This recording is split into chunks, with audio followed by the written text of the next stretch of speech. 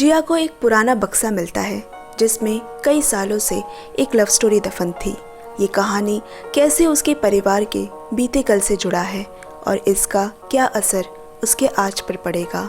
Hello everyone, welcome back to my channel movies tribe. आज की Korean movie the classic, जिसकी कहानी सुनकर शायद आपको भी कहीं ना कहीं अपनी कहानी सी लगे।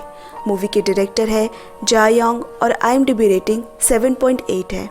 दोस्तों, आप लोग हमारे एक्सप्लेनेशन को इतना प्यार और पसंद कर रहे हैं, इसके लिए मैं आप सभी का तहे दिल से शुक्रिया अदा करती हूँ। तो एक और वीडियो को शुरू करते हैं। कहानी को एंजॉय कीजिए और हमारे एक्सप्लेनेशन आपको अच्छे लगते हैं तो आगे बढ़ने से पहले दोस्तों प्लीज़ सब्सक्राइब करें ताकि हमें भी मोटिवेशन मिले और ऐसे ही नए वीडियो से आप सभी को एंटरटेन करते रहें। एक दिन जिया को कमरा साफ करते वक्त अपनी माँ के कुछ पुराने खतों से भरा एक बक्सा मिलता है। जिया के डैड बहुत साल पहले गुजर चुके हैं। उसने एक खत पढ़ने के लिए खोला ही था कि फ़ोन की घंटी बजी। उसकी कॉलेज फ्रेंड सो क्योंग जिया को उसके और सांगमी के साथ म्यूज़ियम चलने को कहती है। सांगमी को जाने हुए जिया को सिर्फ 2 महीने ही हुए हैं। उसने पहले उसे कभी नहीं देखा था, बस मेल के ज़रिए ही उसे जानती थी, क्योंकि अपनी फ्रेंड की तरफ से जिया सांगमी को मेल लिखा करती थी। सो क्योंग उसे पसंद करती है, पर जब पहली बार जिया उससे मिली उसे भी वो अच्छा लगा। पर चूँकि उसकी बेस्ट फ्रेंड उसे पसंद करती है, वो उससे दूरी ही बनाए रखती है। चलिए फिर से ले चले आपको उन बक्से में बंद खतों की तरफ। सारे खत उसकी माँ जूही के नाम पे लिखे होते हैं। खत के लिफाफे में भी उसके डैड ताइसू का नाम होता है, लेकिन हैरानी की बात है लिफाफे के अंदर खत किसी जूना ने लिखा है। खत के लिखे अल्फाज अब हमें 30 साल पीछे ले जाते हैं। जिया की माँ जूही, उसके डैड एक सक्सेसफुल पॉलिटिशियन है। ऊंचे लोगों के साथ इनका उठना बैठना है। गर्मियों की छुट्टी बिताने जूही अपने दादाजी के गांव आई है। एक दिन गांव में उसकी मुलाकात सीधे साधे मामूली परिवार के जूना से हुई। वो भी स्कूल की छुट्टियों में गांव आया है। दोनों एक ही शहर सियोल से होते हैं। दोनों में बातें शुरू हो गई। जूही उसे हॉन्टेड हाउस ले जाने को कहती है, जिसकी कहानी उसने अपने दादाजी से सुनी थी। जैसा कि तय हुआ, दोनों सुबह सुबह नाव लेकर निकल गए। वहाँ कोई भूत तो नहीं मिला, लेकिन दोनों ने खूब मज़े किए। दोपहर तक तेज़ बारिश शुरू हो गई और नाव बहकर दूर चली गई। फिर दोनों खेत पे बने मचान पे बारिश रुकने का इंतज़ार करने लगते हैं। वापस आते आते शाम हो जाती है। किनारे पे जूही के दादाजी और कुछ नौकर खड़े हैं। इससे पहले कि नाव किनारे लगती, वो जूना को अपने गले से लॉकेट उतार कर देती है, ये कहकर शुक्रिया उसे इतनी खूबसूरत शाम देने के लिए। दोनों के मन कोरे कागज़ की तरह थे, जिस पे जाते जाते आज कुछ लकीरें खिंच चुकी थी। उस दिन के बाद उन दोनों की मुलाकात नहीं हुई। बाद में सुनने में आया कि जूही को निमोनिया हो गया था और उसे बड़े अस्पताल सियोल भेज दिया गया। उसकी माँ भी उसी महीने चल बसी। गर्मी की छुट्टी ख़त्म होने के साथ जूना का स्कूल भी शुरू हो गया। एक दिन जूना का दोस्त ताइसू उसे आकर बताता है उसके डैड ने उसके लिए एक लड़की पसंद की है। वो लड़की उसके डैड के दोस्त की बेटी है और अब वो चाहते हैं कि वो लड़की से बात करे।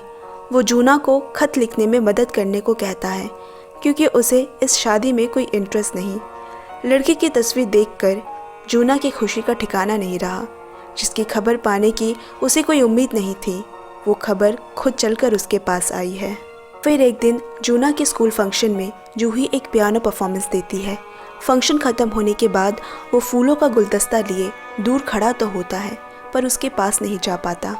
ताइसू के मॉम डैड इस फंक्शन के चीफ गेस्ट हैं और वो अपनी होने वाली बहू को घेरे होते हैं।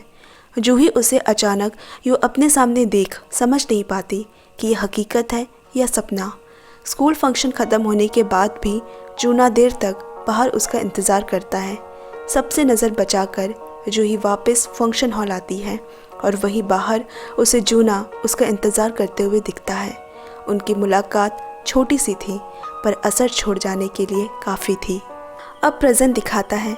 जिया तेज़ बारिश में पेड़ के नीचे खड़ी है और तभी सांगमी वहाँ आया। जिया उसे अवॉइड करने के लिए लाइब्रेरी जाने का बहाना करती है, लेकिन सांगमी उसे लाइब्रेरी छोड़ देगा कहता है और दोनों साथ में भीगते हुए लाइब्रेरी जाते हैं। वापस से जिया वो खत पढ़ती है। जान पहचान बढ़ाने के लिए ताइसू और जूही के पेरेंट्स दोनों को एक बॉल डांस क्लब ज्वाइन करवाते हैं। वही ताइसू जूना को जूही से मिलवाता है। एक दूसरे को जानते हुए भी दोनों अजनबी की तरह मिलते हैं।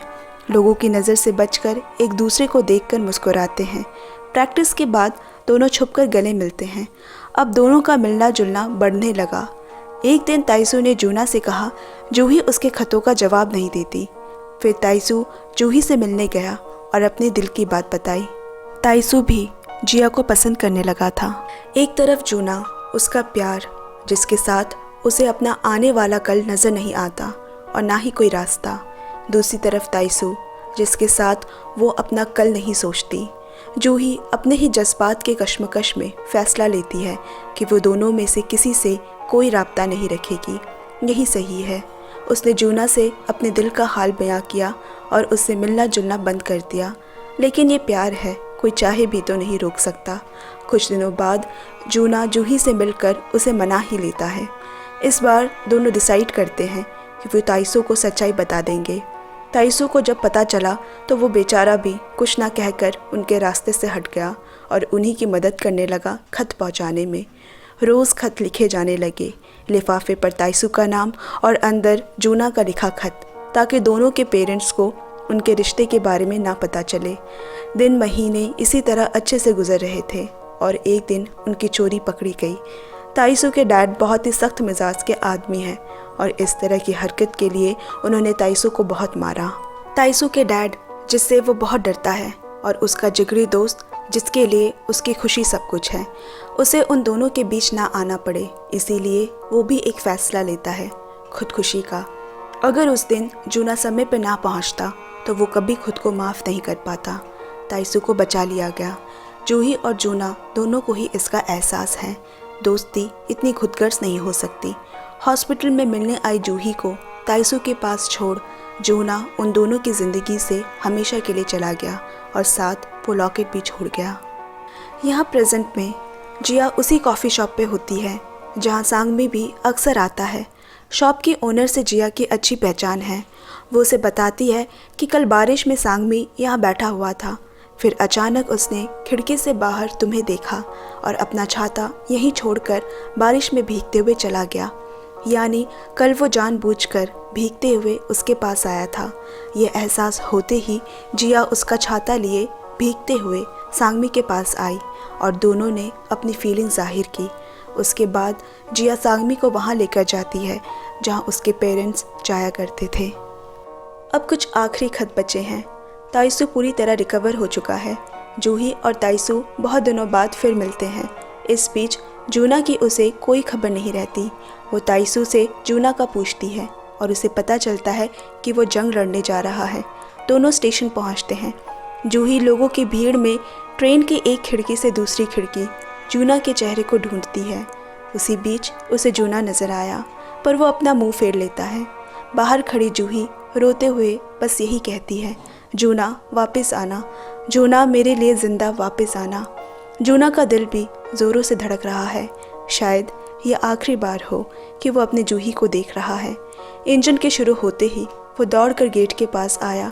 जूही ने उसके हाथ में वही लॉकेट थमाया और उससे वादा लिया कि वो ज़रूर लौटेगा। जूना ने तभी सोच लिया कि वो वापस लौटकर अब जूही से दूर नहीं जाएगा। जूना ने कई लड़ाई लड़ी और फिर एक हादसे में घायल होने की वजह से उसे वापस बेस कैंप भेज दिया गया। कुछ दिन रिकवरी के बाद जूना वादे के मुताबिक वापस आया। जूही उसका रेस्टोरेंट में बेसब्री से इंतज़ार कर रही होती है। जूना वहाँ आता है और जूही से कहता है, हमेशा की तरह तुम बहुत खूबसूरत लग रही हो। शुरू में ना सही, पर जूही ने उसका झूठ पकड़ ही लिया। वो उससे पूछती है उसने क्यों ये बात छुपाई। दरअसल जंग में जूना के दोनों आंखों की रोशनी चली गई। बात बदलते हुए उसने जूही से शादी का पूछा कि उसने अभी तक शादी क्यों नहीं की, जबकि उसने तो कर ली है। इससे आगे जूही कुछ कह नहीं पाई। जब जूना ने उसे उसका लॉकेट लौटाना चाहा, जूही ने उसे रोकते हुए कहा, ये सिर्फ तुम्हारा है, और फिर दोनों बहुत रोते हैं। जूही ने उसका एक झूठ तो पकड़ लिया, लेकिन दूसरा नहीं पकड़ पाई। फैमिली प्रेशर में ताइसू और जूही की शादी हो जाती है। 3 साल बाद जिया पैदा हुई और कुछ सालों बाद ताइसू चल बसा। जिया थोड़ी और बड़ी हो गई। एक दिन जूना के रेजिमेंट के लोग उसकी अस्थि लेकर जूही के पास आए, क्योंकि वो चाहता था कि उसकी अस्थि जूही वहाँ बहाए जहाँ वो मिला करते थे। वो जूही के नाम एक बक्सा छोड़ जाता है, जिसमें उसकी सबसे अनमोल चीज़ वो खत होते हैं। उसी दिन जूही को जूना का दूसरा झूठ पता चलता है कि उसने शादी जूही के शादी के 1 साल बाद की थी। ये सुनकर जूही खुद को रोने से रोक नहीं पाई। उसी बेंच पे बैठी सुना रही ये कहानी जिया अचानक देखती है कि सांगमी फूट फूट कर रो रहा है। वो उसे बड़ी हैरानी से देखती है। फिर सांगमी गले से अपने डैड का लॉकेट निकालता है। ये वही लॉकेट है जो जूही ने जूना को दिया था। सांगमी जूना का बेटा है। वो जिया को लॉकेट पहनाता है जो सही मायने में उसी की है। शायद दोनों की किस्मत उनके पेरेंट्स से मिलाई है। वो खोया प्यार आज मुकम्मल हो गया और मूवी यहीं ख़त्म हो जाती है। दोस्तों, आज की एक्सप्लेनेशन आपको कैसी लगी कमेंट में ज़रूर शेयर करें और चैनल को भी पक्का सब्सक्राइब कर ले। आपसे जल्द मिलते हैं अगले वीडियो में। Bye bye, love you and take care friends.